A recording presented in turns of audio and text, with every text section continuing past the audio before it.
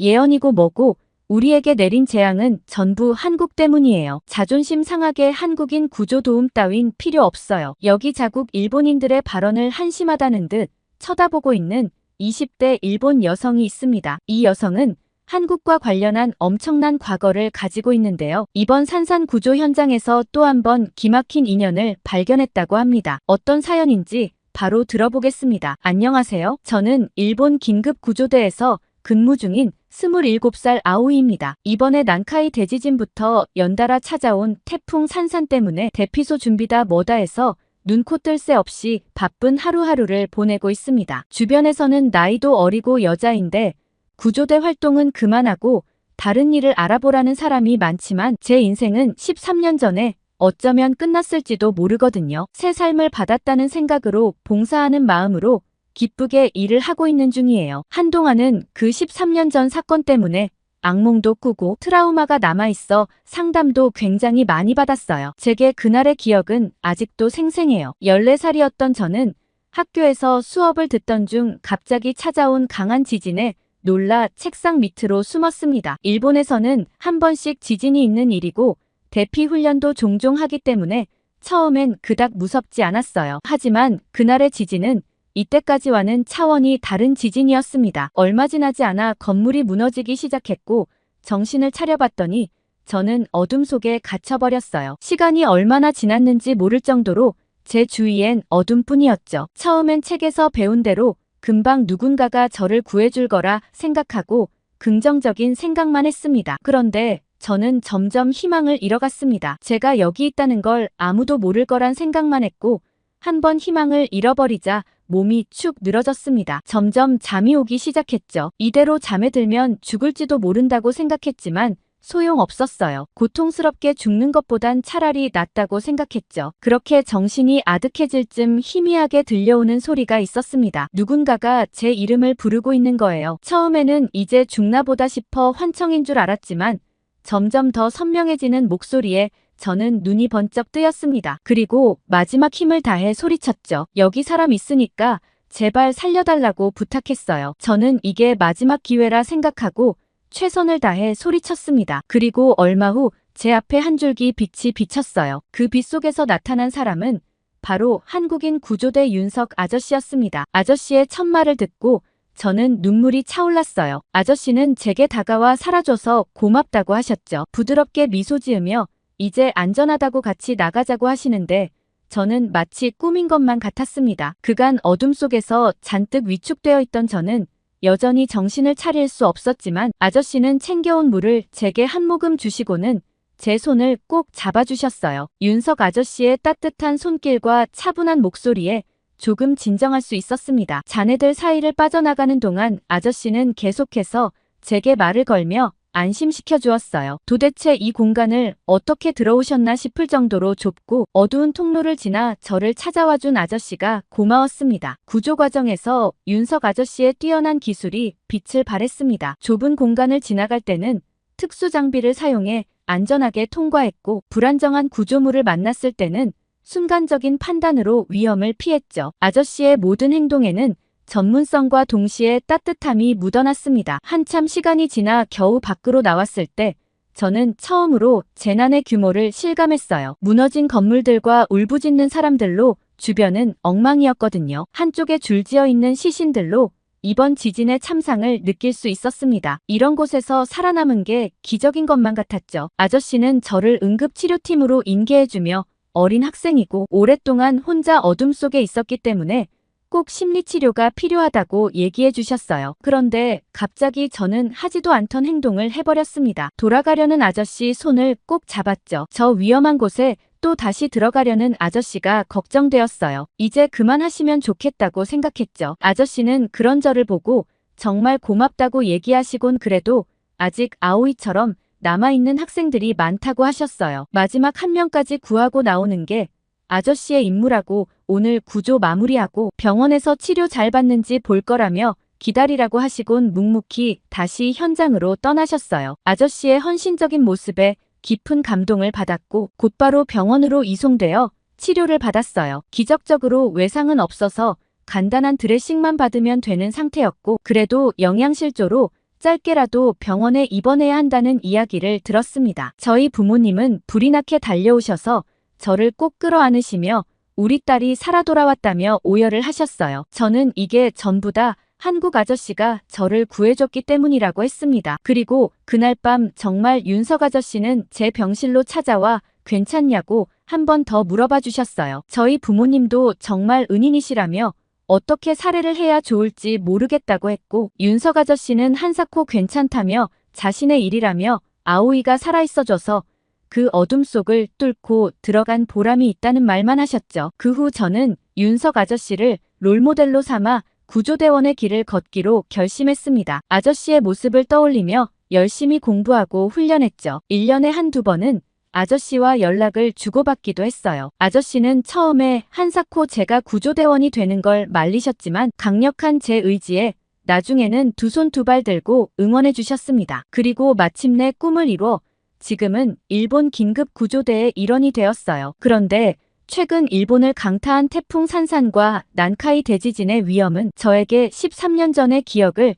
다시 떠올리게 했습니다. 하지만 이번에는 제가 구조를 받는 사람이 아닌 구조하는 사람으로 현장에 있다는 게 큰 차이점이죠. 그런데 태풍 산산이 일본을 강타한 직후 일본 SNS에서는 한 일본인 할머니 무녀의 예언이 화제가 되었습니다. 이 할머니 무녀는 평소에 연예인들의 대소사를 모두 맞춰 화제가 된 무녀였는데 이번엔 놀라운 정확도로 태풍의 경로와 피해 규모를 맞췄다고 해요. 이것도 무려 3년 전에 유튜브로 예언한 내용이었던지라 더욱 화제가 되었죠. 처음에는 그저 우연의 일치라고 생각했지만 태풍 산산의 경로와 진행 속도 그리고 난카이 대지진까지 정확히 언급하면서 많은 일본인들의 주목을 받게 되었습니다. 저는 구조 작업 중 잠깐의 휴식 시간에 동료들과 이 소문에 대해 이야기를 나누었어요. 대부분은 반신반의하는 반응이었지만 저는 왠지 모르게 이 할머니 무녀의 예언에 끌리는 것을 느꼈습니다. 이 무녀는 동일본 대지진도 5년 전에 예언하셨고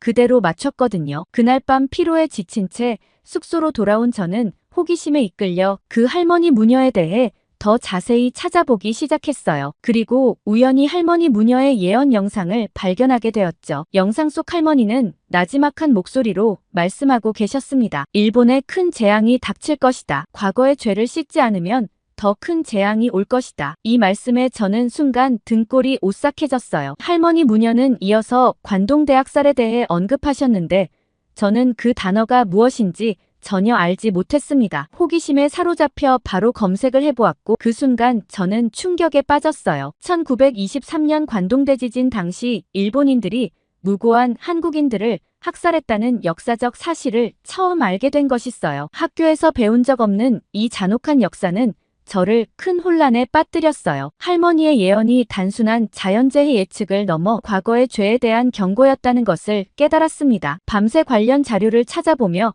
저는 깊은 죄책감에 빠졌어요. 우리가 알지 못했던 혹은 외면했던 역사의 어두운 면이 이렇게 존재했다는 사실에 가슴이 아팠습니다. 동시에 한국의 역사와 문화에 대한 관심이 급격히 늘어났어요. 다음날 구조 현장으로 복귀하면서도 머릿속은 온통 할머니 무녀의 예언과 관동대학살에 대한 생각으로 가득 찼습니다. 무너진 건물들을 바라보며 이것이 단순한 자연재해가 아닌 과거의 죄에 대한 대가일지도 모른다는 생각이 들었어요. 그날 오후 저는 무너진 건물 잔해 속에서 한 노인을 발견했습니다. 노인의 얼굴을 보는 순간 저는 무녀 할머니의 모습이 겹쳐 보이는 듯한 착각에 빠졌어요. 노인을 구조하는 동안 저는 마치 과거와 현재가 연결된 듯한 이상한 감정을 느꼈습니다. 구조를 마치고 노인과 대화를 나누던 중 그분이 실제로 한국계 일본인이라는 사실을 알게 되었어요. 그 순간 저는 할머니의 예언이 단순한 우연이 아니라는 확신이 들었어요. 그날 이후로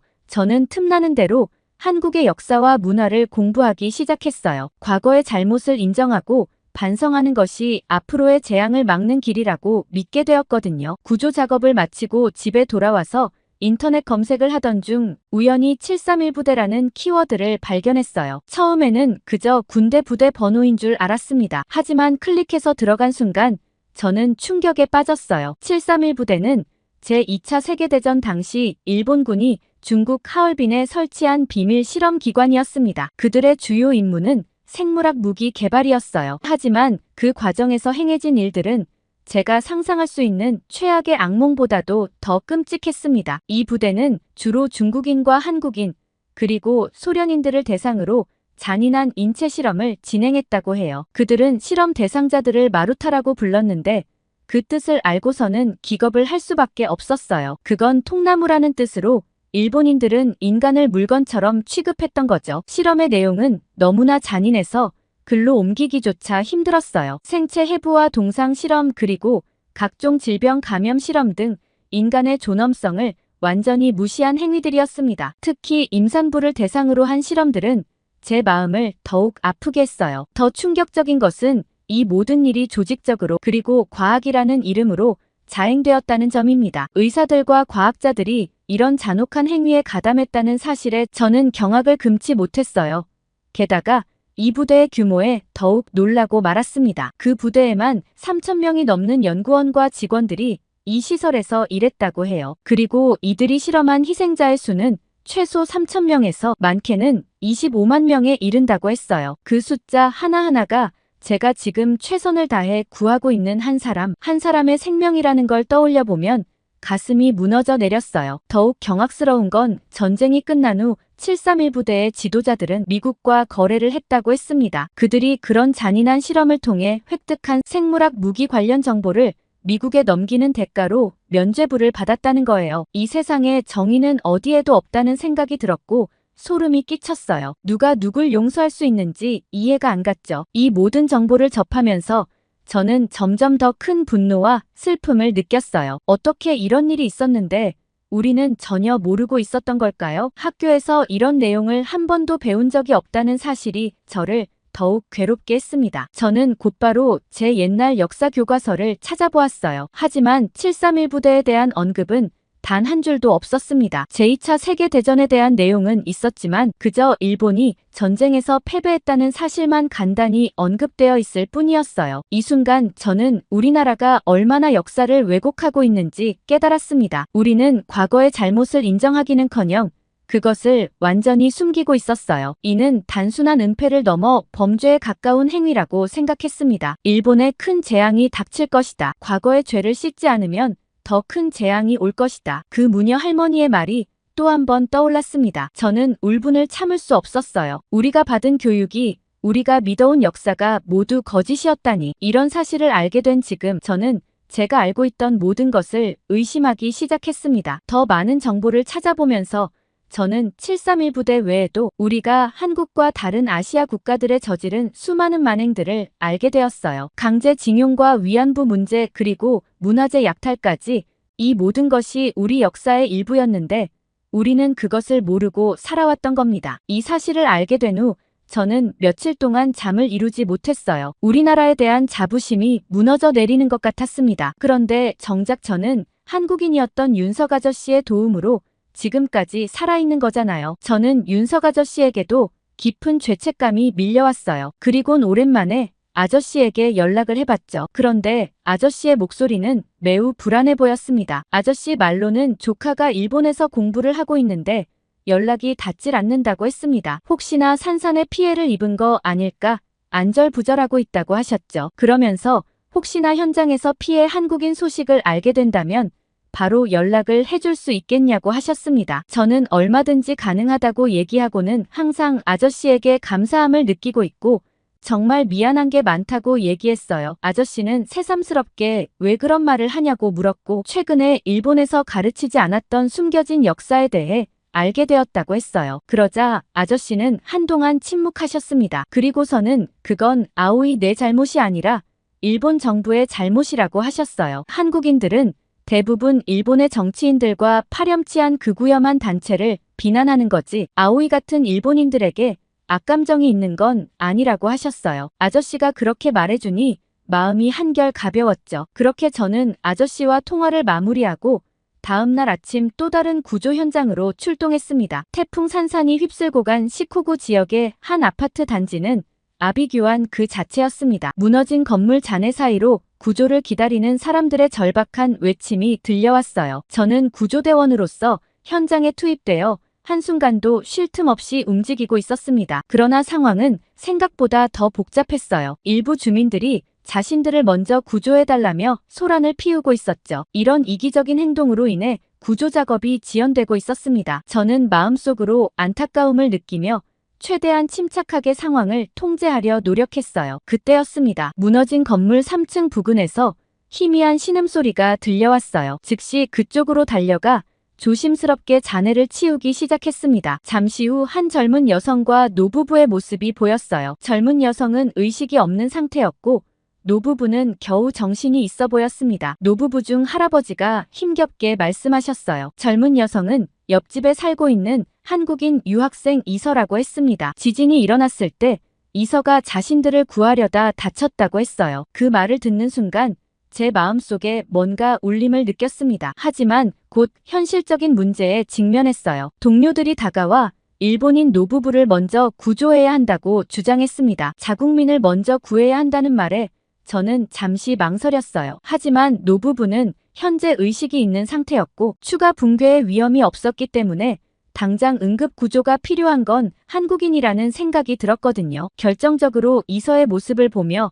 제가 13년 전 한국 구조대원에게 구조받았던 기억이 떠올랐습니다. 저는 순간적으로 결심했어요. 동료들의 만류에도 불구하고 이서를 먼저 구조하기로 했습니다. 구조 원칙대로 행동하라고 강하게 밀어붙이고는 한국인을 먼저 구해야 한다고 했죠. 동료들은 떨떠름해했지만 제가 워낙 거칠게 주장했던지라 조심스럽게 이서를 들어 올렸어요. 노부부도 이견이 없었습니다. 이서가 아니었다면 노부부 둘 다 위험할 뻔했다며 저 아가씨를 먼저 구해달라고 했죠. 저는 제발 한국인을 구하는데 제가 너무 늦지 않았기를 속으로 간절히 기도했어요. 이서를 안전한 곳으로 옮기는 동안 주변에서는 불만의 목소리가 들렸지만 저는 흔들리지 않았습니다. 놀랍게도 이서를 안전한 곳에 눕히고 얼마 지나지 않아 이서는 깨어났어요. 이서는 잠시 혼란스러워 하다가도 곧바로 상황을 파악하고는 제게 질문을 한 가지 했습니다. 저는 순간 한국인은 이럴 수가 있나 싶어 소름이 돋았죠. 이서는 정신을 차리자마자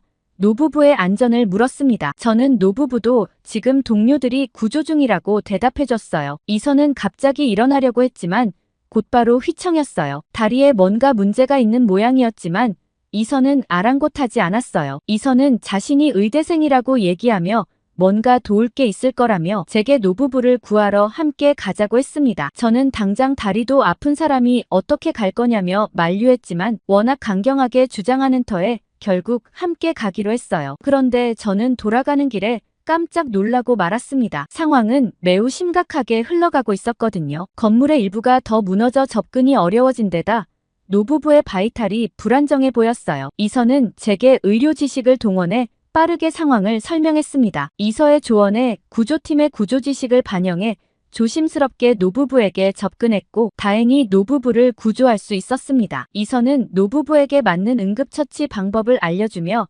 상태를 지속적으로 체크했어요. 그녀의 침착하고 전문적인 모습에 저는 감탄할 수밖에 없었습니다. 마침내 노부부를 안전하게 구조했을 때 주변에 모여있던 동료들의 표정이 변하기 시작했어요. 처음에는 일본인이 아니라 한국인을 구해서 이렇게 된 거 아니냐며 불만과 분노로 가득 찼던 눈빛들이 점차 감동과 존경으로 바뀌어 갔습니다. 이서의 헌신적인 모습과 전문성 있는 대처가 모두의 마음을 움직인 거죠. 이서의 전문 의료 지식이 없었다면 자칫 위험할 수 있었거든요. 구조된 노부부는 눈물을 흘리며 이서에게 감사 인사를 전했어요. 할아버지는 떨리는 목소리로 이서가 자신들의 생명의 은인이라고 말씀하셨습니다. 이 모습을 지켜보던 다른 일본인들의 표정도 점차 부끄러움과 반성으로 물들어갔어요. 구조 작업이 일단락되고 저는 이서와 잠시 대화를 나눌 수 있었습니다. 그녀는 의외로 담담하게 자신의 행동을 설명했어요. 누구나 같은 상황이었다면 그렇게 했을 거예요. 국적은 중요하지 않아요. 우리는 모두 같은 인간이니까요. 저는 이서를 보며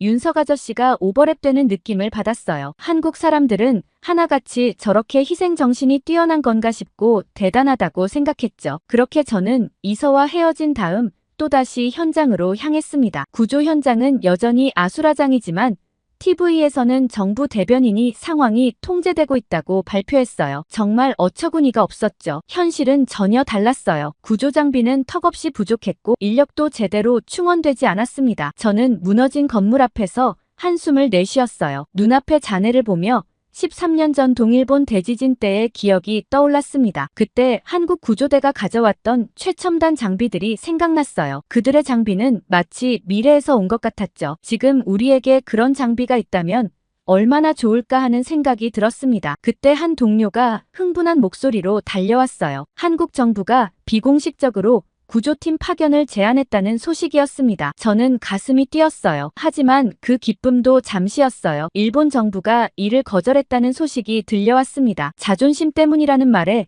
저는 허탈함을 느꼈어요. 그러나 다음 날 예상치 못한 소식이 들려왔습니다. 한국의 민간 구조팀이 자발적으로 일본에 도착했다는 거예요. 그들은 정부의 공식 요청 없이도 인도주의적 차원에서 왔다고 했습니다. 저는 그들을 만나기 위해 급히 현장으로 달려갔어요. 저는 한국 구조팀을 보고 놀라움을 감출 수 없었습니다. 그들이 가져온 장비는 제가 15년 전에 봤던 것보다 훨씬 더 발전해 있었어요. 특히 눈에 띄는 것은 구조 로봇과 AI 기반 생존자 탐지 시스템이었습니다. 구조팀장인 김주호 씨는 저희를 위해 장비에 대해 간단히 설명해 주었어요. 구조 로봇은 사람이 들어갈 수 없는 좁은 틈새로 들어가 생존자를 찾을 수 있었고 AI 시스템은 열감지와 음파 분석을 통해 높은 정확도로 생존자의 위치를 파악할 수 있었습니다. 우리는 즉시 그들과 함께 작업을 시작했어요. 첫 번째 현장은 7층 건물이 완전히 무너진 곳이었습니다. 일본 팀이 이틀 동안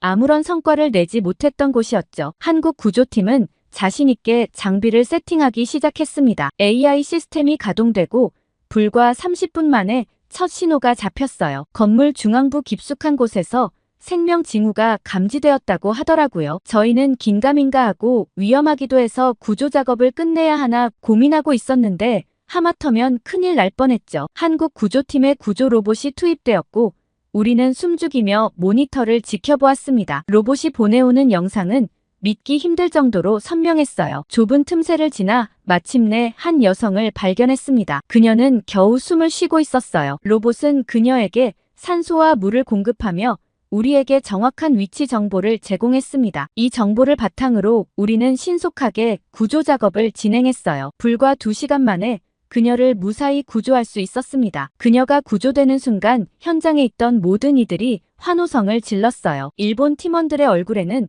놀라움과 감탄 그리고 약간의 부끄러움이 묻어났습니다. 이후 한국 구조팀의 활약은 눈부셨어요. 그들의 장비는 우리가 포기했던 현장에서도 연이어 생존자를 찾아냈습니다. 우리 팀원들은 모두 한국팀의 기술력에 대해 찬사를 쏟아냈어요. 한국 구조팀은 불과 하루 만에 우리가 그간 해낸 것보다 더 많은 생존자를 구조했습니다. 저는 김주호 팀장님에게 이런 기술을 어떻게 개발했는지 물어봤습니다. 팀장님 말로는 그간 재난 대비에 많은 투자를 해왔고 특히 4차 산업혁명 기술을 구조 작업에 적극 도입했다고 했어요. 그의 말을 들으며 저는 우리나라의 안일함을 새삼 깨달았습니다. 그렇게 한국 구조팀 덕분에 저는 어느 정도 숨을 돌리고 대피소로 지원을 갈 수 있었어요. 한 초등학교 체육관에 마련된 대피소는 그야말로 아수라장이었습니다. 수백 명의 이재민들이 좁은 공간에 빼곡히 모여 있었고 열악한 환경에 모두가 지쳐 보였어요. 식량은 턱없이 부족했고 화장실은 이용하기 힘들 정도로 비위생적이었습니다. 프라이버시라곤 찾아볼 수 없었죠. 저는 구조대원으로서 대피소를 순찰하며 상황을 점검하고 있었어요. 그때 한 구석에서 낯익은 얼굴을 발견했습니다. 바로 제가 구조했던 한국인 유학생 이서였어요. 그녀는 여전히 다리의 부상 때문에 불편해 보였습니다. 이서에게 다가가 상태를 물어보려는 순간 갑자기 과거의 기억이 플래시백처럼 스쳐 지나갔어요. 13년 전 동일본 대지진 때 같은 대피소에서 발생했던 성폭행 사건이 떠올랐습니다. 당시 한 여성이 화장실 가는 길에 성폭행을 당했었죠. 그 기억이 떠오르면서 저는 이서가 걱정되었습니다. 그녀는 외국인이고 부상까지 있어 더욱 취약해 보였어요. 잠시 고민하다 용기를 내어 이서에게 제안했습니다. 혹시 저희 집에서 머물면 어떻겠냐고요. 이서는 너무 미안해하며 망설였지만 저는 꼭 이렇게 해야 할 것만 같은 생각에 그녀를 계속 설득했고 결국 제 제안을 받아들였어요. 집에 도착하자 이서는 안도의 한숨을 내쉬었어요. 아무래도 대피소보다는 훨씬 깨끗한 환경과 프라이버시가 보장되기 때문이죠. 저는 이서에게 샤워를 하고 쉬라고 했어요. 그동안 저는 간단한 식사를 준비했습니다. 이서가 샤워를 마치고 나왔을 때 그녀의 얼굴에서 피로가 조금은 가신 것 같았어요. 식사를 하면서 우리는 서로에 대해 이야기를 나누었습니다. 이서는 한국에서 의대를 다니다 교환학생으로 일본에 왔다고 했어요. 그런데 대화 중에 이서가 한국 가족과 연락이 되지 않아 걱정을 많이 하실 것 같은데 대피소에서는 도저히 기회가 오질 않았다고 얘기했어요. 혹시 가능하다면 전화를 한 통 쓸 수 있냐고 했죠. 저는 제 휴대폰을 건네주며 한국으로 전화를 해보라고 했습니다. 그리고 나서 저도 윤석 아저씨께 한국인 유학생인 이서를 구조했다고 연락을 해보려고 했죠. 이서는 감사하다는 말과 함께 전화를 걸기 시작했어요. 잠시 후 가족과 연결이 되었는지 이서의 표정이 밝아졌고 눈물도 글썽이는 것 같았어요. 그녀는 빠른 한국어로 이야기를 나누었고 저는 옆에서 안도의 미소를 지었습니다. 그런데 갑자기 이서의 표정이 놀랍게 변했어요. 그녀는 저를 빤히 쳐다보더니 전화기를 제게 건넸습니다. 이서의 삼촌이 저와 이야기하고 싶다고 했어요. 저는 알지도 못하는 사람이 왜 저와 전화를 하고 싶어 하는지 궁금해서 의아해하며 전화를 받았는데 그 순간 저는 충격에 빠졌습니다. 전화기 너머로 들려온 목소리는 윤석 아저씨의 목소리였거든요. 13년 전 저를 구해주셨고 제가 지금 구조대를 하는데 가장 큰 영향을 미치고 있는 한국 구조대원이 바로 이서의 삼촌이었던 거예요. 저는 얼마 전 윤석 아저씨가 한국인 유학생 얘기를 한 게 그제서야 생각났고 설마 이서가 윤석 아저씨 조카였을 거라곤 상상도 하지 못했습니다. 윤석 아저씨는 감격에 겨운 목소리로 이번에는 제가 아저씨 조카를 살렸다며 믿기지 않는다고 했어요. 저는 갑자기 저도 감정이 복받쳐 올라